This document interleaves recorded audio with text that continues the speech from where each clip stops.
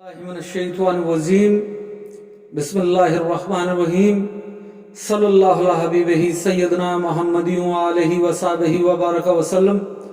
یا اللہ اپنے صرف نور اور صرف تعلیم سے مدد فرما تاکہ عرض کر سکوں۔ ایک سوال یہ ہے کہ صحابی ہونے کی کیا شرائط ہے؟ اس کا جواب یہ ہے کہ صحابی ہونے کی 4 شرائط ہیں۔ نمبر 1 حالت ایمان میں ہونا، نمبر 2 حضور کا زمانہ پانا، نمبر 3 حضور کا دیدار کرنا، اور نمبر 4 حضور کی صحبت اختیار کرنا، یعنی حضور کے ساتھ بیٹھنا، حضور کی کچہری میں بیٹھنا، حضور کی محفل میں بیٹھنا۔ تو یہ 4 شرائط ہیں، جس میں بھی یہ 4 شرائط پائی جائیں گی وہ شخص صحابی ہوگا۔ ساتھ عرض کرنا تھا کہ اس میں سے 3 شرائط جو ہیں صحابی ہونے کی وہ لازمی ہیں، اور 4تھی شرط جو ہے وہ اضافی ہے، یعنی حضور کا زمانہ پانا، ایمان لانا اور حضور کا دیدار کرنا۔ یہ 3 شرائط جو ہیں یہ لازمی ہیں، یہ جس میں ہوگی وہ صحابی ہو جائے گا۔ تو 4تھی شرط اضافی کیسے ہے؟ کیونکہ حضور کے دور میں کچھ صحابہ نابینا بھی تھے، وہ دیکھ نہیں سکتے تھے۔ وہ ایمان والے تو تھے، انہوں نے حضور کا زمانہ بھی پایا تھا، پر وہ نابینا تھے، حضور کو دیکھ نہیں سکتے تھے۔ تو اس لیے علماء نے، محدثین نے یہ 4تھی اضافی شرط بیان کی۔ تو کیا اپنی مرضی سے بیان کر دی؟ نہیں، علماء حق نے اور محدثین نے جب احادیث میں غور و فکر کیا تو ان کو یہ پتہ لگا کہ جو نابینا صحابی تھے ان کو حضور اپنا صحابی مانتے تھے، اور باقی صحابہ بھی ان کو حضور کا صحابی مانتے تھے۔ اس لیے انہوں نے یہ 4تھی اضافی شرط رکھی، جس کا تعلق نابینا صحابہ سے ہے۔ اگر کوئی دیکھ سکتا تھا اس وقت تو اس کے لیے صرف 3 شرائط ہی تھیں، یعنی ایمان لانا، حضور کا زمانہ پانا اور حضور کا دیدار کرنا۔ ایک اور اعتراض کا جواب عرض کر دیتا ہوں کہ اکثر لوگ کہتے ہیں کہ پھر تو ابو لہب نے بھی حضور کو دیکھا تھا، ابو جہل نے بھی دیکھا تھا، کفار نے بھی دیکھا تھا، وہ صحابی کیوں نہیں بن گئے؟ تو یہ اعتراض کرنے سے پہلے ان 4 شرائط پر غور ضرور کیا کریں۔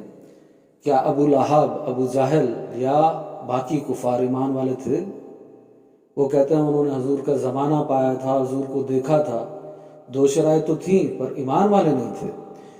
تو ان شرائط میں سے ایک شرط بھی اگر نہیں پائی جائے گی تو وہ صحابی نہیں ہو سکتا۔ اور یاد رہے کہ وہ کون سی شرط نہیں پائی جائے گی؟ جو 3 لازمی شرائط میں سے ہیں۔ پھر عرض کر دیتا ہوں کہ وہ 3 لازمی شرائط کون کون سی ہیں، تاکہ آپ کو یاد ہو جائے کہ ایمان لانا، حضور کا زمانہ پانا اور حضور کا دیدار کرنا۔ تو کفار ایمان نہیں لائے، زمانہ تو پایا اور دیدار بھی کیا، پر ایمان نہیں لائے، اس لیے وہ صحابی نہیں ہوئے۔ اور سوال ہے، کیا آج کوئی شخص صحابی بن سکتا ہے؟ تو اس کا جواب یہ ہے کہ غور کر لیتے ہیں ان 4 شرائط میں کہ ہم حالت ایمان میں تو ہیں، الحمدللہ ہم مومن ہیں، مسلمان ہیں، ایک شرط تو پوری ہو گئی۔ پھر ایسے اولیاء اللہ ہیں جو خواب میں حضور کا دیدار کرتے ہیں، اور ایسے بھی اولیاء اللہ ہیں جو ان سے بڑے درجے کے ہیں اور وہ حالت بیداری میں حضور کو دیکھتے ہیں۔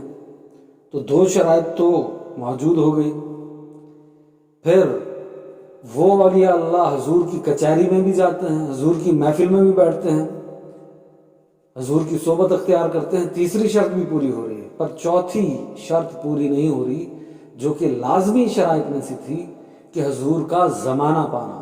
تو ثابت ہوا کہ آج کوئی چاہے خواب میں حضور کو دیکھ لے، چاہے حالت بیداری میں حضور کو دیکھ لے، وہ ولی تو بن سکتا ہے پر صحابی نہیں بن سکتا۔ آخر میں بس اتنی عرض کرنی ہے کہ اب کوئی بھی ولی، چاہے جتنے بڑے درجے کا ہو، چاہے وہ عالم ہو، چاہے زاہد ہو، متقی ہو، پرہیزگار ہو، جتنے بھی بڑے درجے کا ولی ہو، وہ صحابی ہونا تو بہت دور کی بات، تابع اور تبع تابعین کے برابر بھی نہیں ہو سکتا۔ اللہ پاک سے عرض ہے، اس میں جو حق ہے اس کو سمجھنے کی توفیق عطا فرمائے، آمین۔